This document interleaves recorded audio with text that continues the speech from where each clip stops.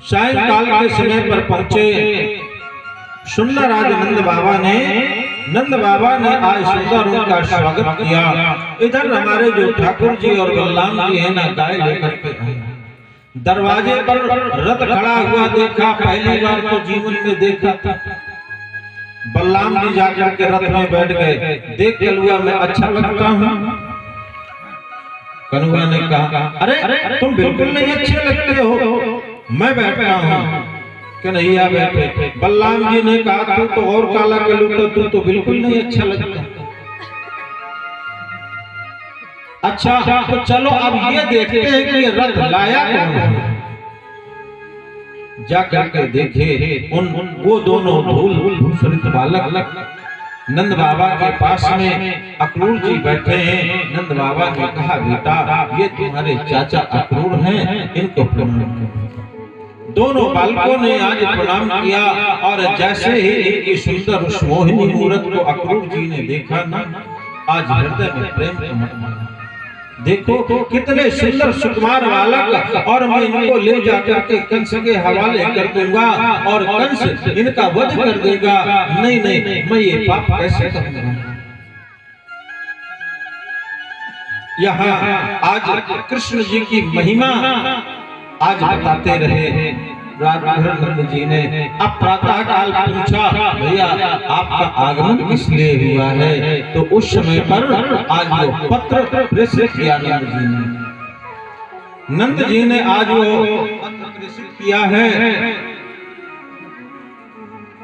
देखा उस समय पर उन्होंने कहा अरे नहीं नहीं भैया तुम कृष्ण बलराम को लेने के लिए आए हो ना, तो कृष्ण बलराम को मैं कभी भी नहीं भेजी। क्यों? ये जो बालकों वाला विभाग है माँ के पास, क्यों? पुत्री पर अधिकार पिता का होता है, पुत्री पर अधिकार पिता का होता है और बालकों पर अधिकार माँ का होता है।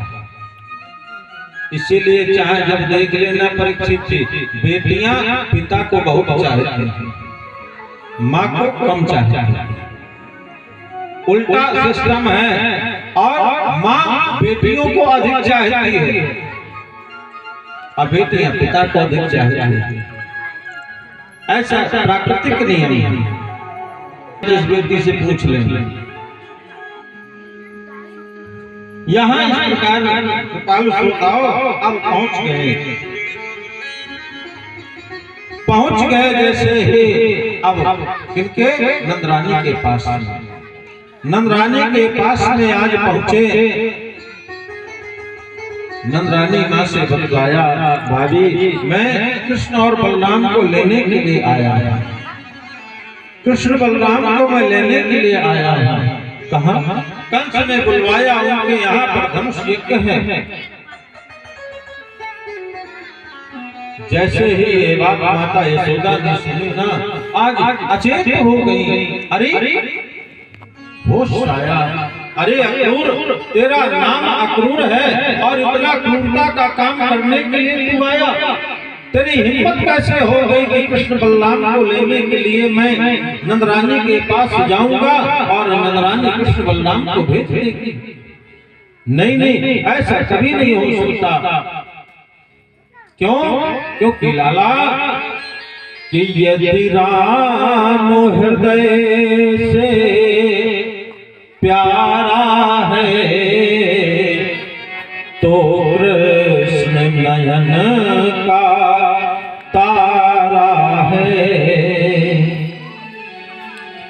और कैसे बतलाऊं मैं लाला और इन्हें लाड प्यार से पाला है।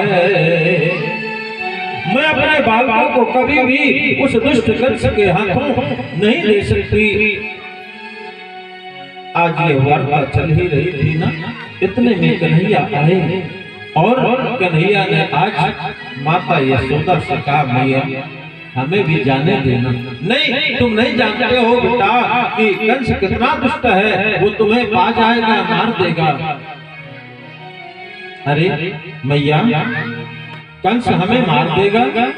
अच्छा, यहाँ पर इतने बड़े बड़े असुर आए और उनसे किसने रक्षा की, उनका वध किसने किया, और तुम्हें मैं इतना विश्वास नहीं। अरे ठीक है मैया, अगर तुम्हें अपने पूत पर विश्वास नहीं है तो ना होने दो, कम से कम अपने दूध पर तो भरोसा रखो। इतनी बड़ी बात आज लाला ने बोल दी। नंदरानी ने कहा, लाला जाओ, विजय होगी तुम्हारी, मेरा आशीर्वाद है, लेकिन शीघ्र ही वापस आना और ध्यान रखना। और साथ में अक्रूर जी को बोल दिया, अक्रूर अगर मेरे बालकों को कहीं खरोंच भी आ गई ना तो समझ लेना। आज इस प्रकार जैसे ही कृपाल को अक्रूर जी को आदेश मिला और आनंद भवन के सामने एकत्र हो गए। कृष्ण बलराम जैसे सज-धज करके निकले, जैसे ही सज-धज करके निकले, अब क्या होता है, यहाँ पर गोपियां कहती हैं, अरे झिलिया तू हमें छोड़ करके जा रहा है, तू हमें छोड़ करके जा रहा है, तूने सोच भी कैसे लिया कि तू हमें छोड़ करके चला जाएगा और हम तेरे बगैर जीवित रह पाएंगे, हम तेरे बगैर जीवित रह पाएंगे भला? ऐसा कैसे तूने सोच लिया? आज समझा रहे हैं कन्हैया गोपियों, देखो बस 2 दिन की बात है, कल मैं परसों आ जाऊंगा। अरे तू 2 दिन की बात कह रहा है, यहाँ तो तेरे बगैर 2 क्षण भी जीना मुश्किल है, 2 क्षण भी जीना मुश्किल है। यह प्रेम है, इतना प्रेम है। अरे तू चला जाएगा तो हमारी तो ये दशा हो जाएगी जिस तरह से बहुत बड़ी नदी हो और उसमें कोई जल ना हो, तो क्या उस नदी का अस्तित्व रह जाएगा? उस नदी को कोई नदी कहेगा? इस देह से प्राण निकल जाए तो भला इसको कोई प्रेम करेगा? कोई नहीं करेगा। इसलिए कन्हैया हम तुम्हें नहीं जाने देंगे, हमारी आंखें तुम्हारा ये जो तुम्हारी बिछड़न है ना, तुम्हारी जुदाई नहीं सह पाएंगी। अगर जाना ही है तो हम रास्ते पर लेते जा रही हैं और हमारे ऊपर से तू अपना रथ निकाल करके ले जाना, तो कम से कम आंखों से तेरा दर्शन हो करके और हमारा प्राणांत तो हो जाएगा। आज कन्हैया ने समझाया गोपियों को।